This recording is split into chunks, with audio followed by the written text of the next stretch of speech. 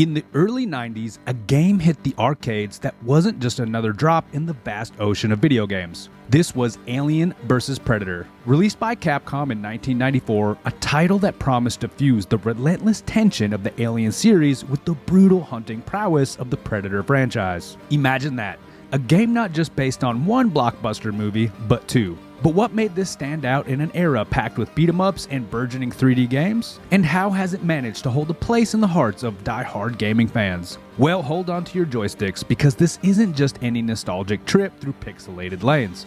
We're diving deep, dissecting every circuit of this game, from its pixel art to its bone-crunching sound effects, to imagine not just what made this game a fan favorite, but how it helped shape the future of gaming in ways many might not realize. So strap in. Let's rewind time and get ready to re-enter the hunt.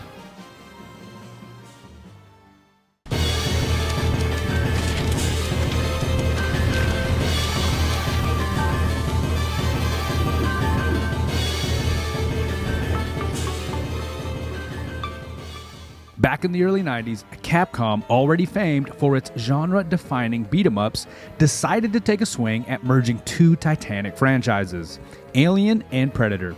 This wasn't just another title, though. It was a daring venture, blending sci-fi horror with arcade action. Spearheaded by a team that cut their teeth on classics like Final Fight and Street Fighter II, the development of Alien vs. Predator was no small feat. The task was to create something that stayed true to the dark, atmospheric vibe of the Alien series and the intense, adrenaline-pumping action characteristics of Predator films.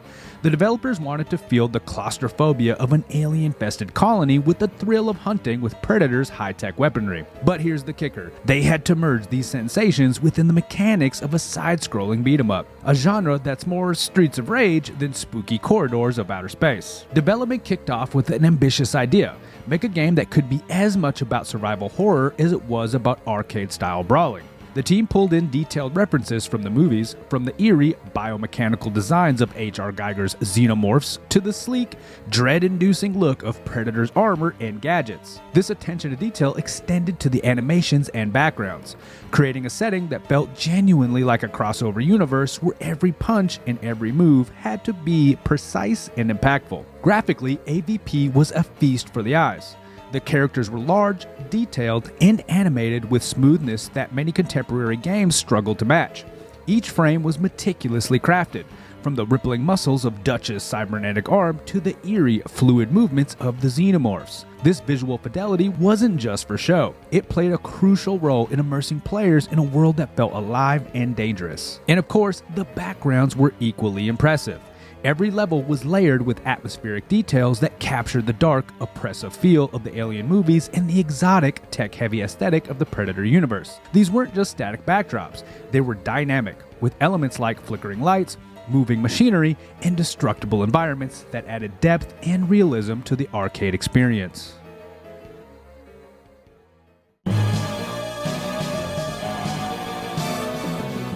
Diving into the gameplay of Alien vs. Predator, Capcom really dialed in on making every punch, kick, and weapon blast feel impactful.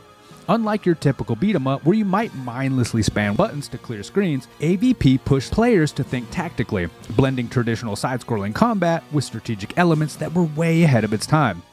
Each of the 4 playable characters wasn't just a different skin with a similar moveset.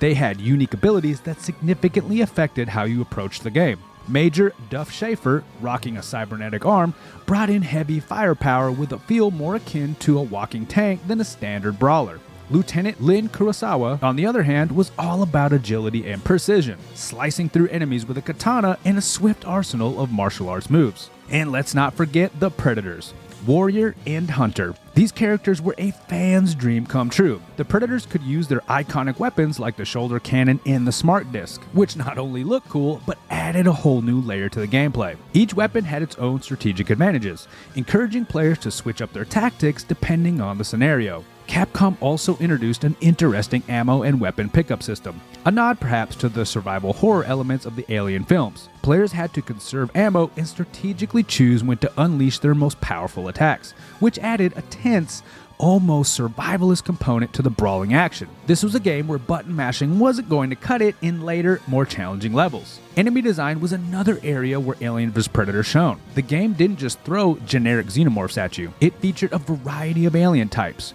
each with unique attack patterns and behaviors. From the skulking, ceiling-crawling types to the massive, tank-like aliens that required players to adapt quickly or get overwhelmed. The AI was programmed to be relentless, creating a genuine sense of threat that kept players on their toes. In short, Alien vs. Predator offered a gameplay experience that was as rich in variety as it was in explosive action. It combined the best elements of its source material into a cohesive, challenging game that demanded skill, strategy, and quick reflexes, ensuring that every playthrough could offer a new, exhilarating experience.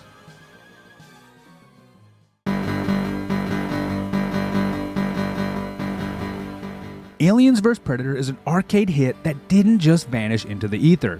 It left a lasting mark on the gaming landscape and on the fans who still reminisce about blasting Xenos and tagging along with the Predators. First off, AVP was a pioneer in cross-franchise gaming. This wasn't just a case of slapping two popular titles together and calling it a day. Capcom managed to fuse these universes in a way that respected both sources and created something new and exciting. It set a benchmark for how to handle licensed properties in video games, showing that with the right care, these adaptations could be more than just cash grabs. They could be classics. The game also had a significant impact on the beat-em-up genre. At a time when the market was flooded with similar games, AVP stood out by integrating those survival elements and weapon strategies that kept gameplay fresh and engaging. It wasn't just about throwing punches, it was about managing resources, picking the right moment to strike, and using the environment to your advantage. These gameplay innovations influenced many future titles in the genre, encouraging developers to think outside the traditional brawling box. But what set AVP apart wasn't its dual franchise backing, it was about how it used these franchises to elevate the gameplay. While most beat-em-ups focused on straightforward brawling, AVP introduced a richer narrative and strategic elements that were pretty rare at the time. You weren't just moving from left to right and knocking out the goons, you were managing ammo, wielding different weapons specific to each character, and constantly adapting the two new types of enemies that demanded more than just the usual punch and kick strategy. Now, if we talk graphics and technology, AVP was a beast. Using Capcom's CPS2 system, the game showcased detailed sprites and animations that many other games couldn't even touch. This wasn't just about looking good, it was about creating an immersive experience that felt as close to the movies as possible. Compared to other games in the same era, AVP stood out with its cinematic style, which helped pull players deeper into its world. And then there's the multiplayer aspect. Unlike many of its peers, AVP allowed up to 3 players to join on the same machine, each picking a distinct character with unique abilities. This wasn't just about adding more bodies to the screen, it was about teamwork and strategy, making it a favorite for group play and adding to its replay value. So when you put Aliens vs. Predator next to other greats of its time, it holds its own, not just for a fun game, but as a pioneering piece of a beat-em-up puzzle. It pushed boundaries in terms of what a good licensed game could be and what arcade games were capable of delivering in terms of narrative and gameplay complexity. It's a title that, when discussed among the pantheon of classic arcade games, always deserves a mention, not just for what it was, but for what it did for the genre and the gaming industry as a whole.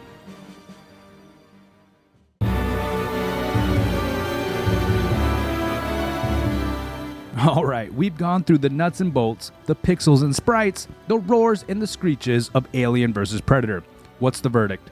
Well, it's more than just a blip on the radar of arcade history. This game managed to capture lightning in a bottle, or should we say, an alien in a power loader. So whether you're a die-hard fan of the films, a retro gaming enthusiast, or just someone who likes to see extraterrestrial creatures get their butts kicked, Alien vs. Predator remains a go-to game for the blend of a thrill, strategy, and a touch of 90s arcade nostalgia.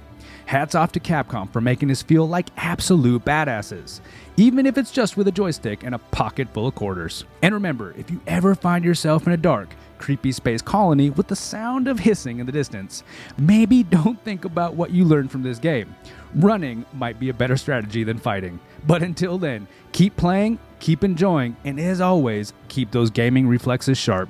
If you enjoyed exploring the history and making of Alien vs. Predator, click this video here to see more from the Retro Reload. And, as always, thank you for watching.